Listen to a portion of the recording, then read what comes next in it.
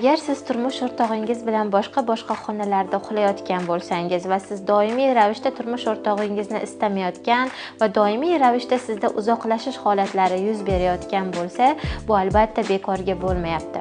Bunda siz ongsiz ravishda qandaydir eringizni xohlamayotganingiz va eringizga nisbatan doimo nafrat, janjal holatlari bilan himoya mexanizmlaringizni ishlatishni boshlaysiz. Va bu albatta sizni bolaligingizga va sizga nisbatan bo'lgan qanaqadir noxush holatlar, noxush hissiyotlarni ta'siri hisoblanadi. Va albatta siz o'zingizni mana shu sizga bo'lgan tajovuzda, sizga bo'lgan qanaqadir noto'g'ri munosabatda o'zingiz haqingizda o'zingiz nima deb o'ylab qolgansiz? Balkim siz o'zingizni yomon ayol, yomon qiz deb o'ylab qolgandirsiz va siz o'zingizni balkim tanangizni, o'zingizni qabul qila olmayotgandirsiz. Va bularni barchasi erkak bilan bo'lgan munosabatlarda har doim negativ holatlarni yuzaga keltirishni boshlaydi.